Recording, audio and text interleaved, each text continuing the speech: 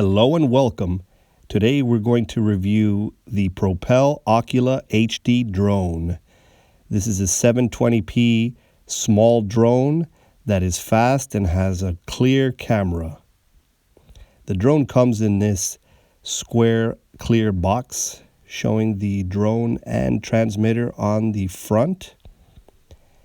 As you could see, it has some of the features listed here on the left, like altitude hold and HD 720p camera. It does not mention anything about Wi-Fi, FPV streaming, or anything to that effect.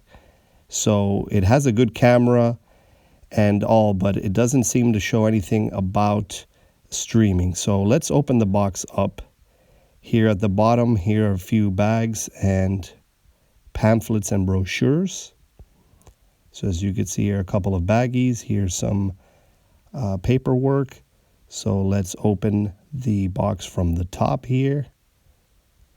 And let's first get a hold of the drone here.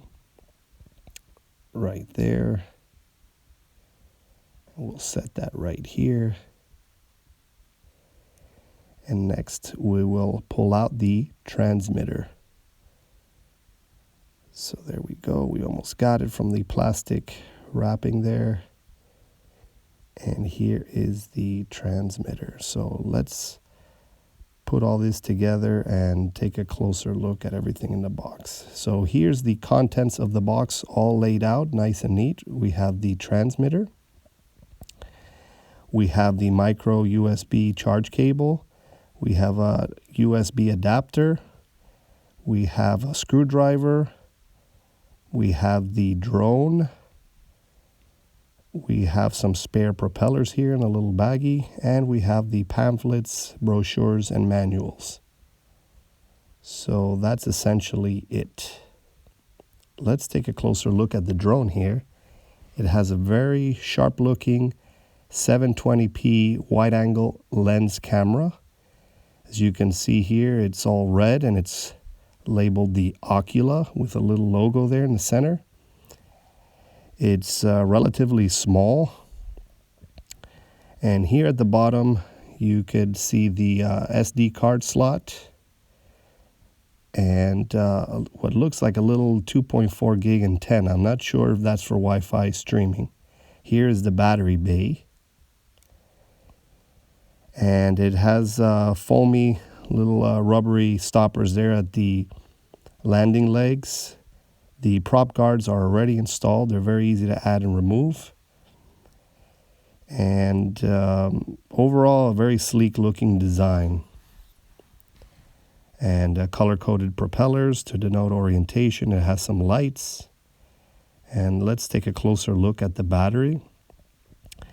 This battery is a 3.7 volt, 500 milliamp LiPo battery.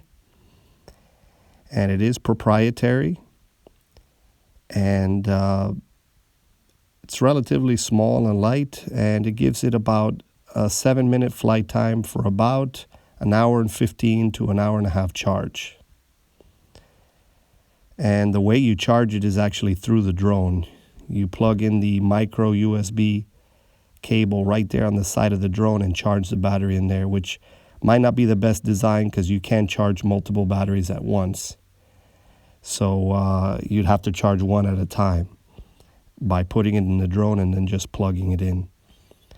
But aside from that, just a very cool looking design. Here you can see how easy it is to pop off these little prop guards, and it's very easy to put them back on. So very easy to work with. And they do protect the propellers very well. There's another view of the front lights for orientation. And overall, a neat looking little quadcopter. So now everything is back on, all the props. Here's how you would put an SD card right there. You just pop it into the slot there, and it supports most SD cards. A Class 10 is the recommended to get sharper footage. And that seems like the only area to record footage from, because so far the app hasn't worked with Wi-Fi. So here's the app. I'll show you the app in any case. even though this doesn't seem to work with the app. It seems like a purely line of sight recording drone, but it's not a Wi-Fi drone, even though there's an app out there for it. So it's in the Android and iOS app stores. Here are the general controls. You've got your picture, camera, rates, settings, VR mode. Here, your virtual controls, and your left, right thumbstick. And so even though this app does exist out in the App Store, it never connects to the Wi-Fi. So, and the box and the packaging never references any form of functionality with the Wi-Fi FPV. So my guess is that they were planning on doing it that way and they made an app, but it never went through. So in any case, I showed it to you there. And now let's go over the transmitter.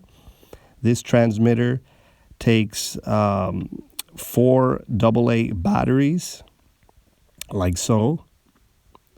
Those are the 4 AA batteries it takes. And it has this switchblade technology that you can switch between 3-channel and 4-channel remote. So if you're in 3-channel, basically your right thumbstick is able to yaw, and you'll be short one axis between the 2 thumbsticks.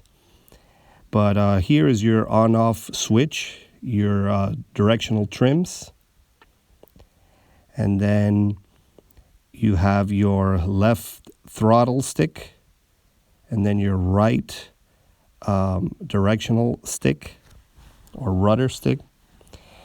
Here you have your auto takeoff, auto land, your speed, and basically you have 3 speeds. You tap it once, twice, or 3 times, and you'll hear 3 beeps for the speed. Here's your video and camera button. So you long press for video, short press for pictures, and that's your stunt button. You push that, and then you move your throttle in any direction, and the drone will flip in that direction. So overall, a very comfortable controller to handle. And here is the drone. So we will take it out for a little flight and share with you how it looks. But before that, we're going to set it up for a quick first flight. And so what you do is you turn on the drone, you turn on the transmitter, you push up and down on the throttle to bind it. And a recommended first step is to calibrate the gyros by pushing both sticks down and to the right, like was just done. And here you could see the speed settings, how they're listed on the transmitter. You would see 1, 2, and 3. And here beeps accordingly. And here are the buttons. And so let's take it out.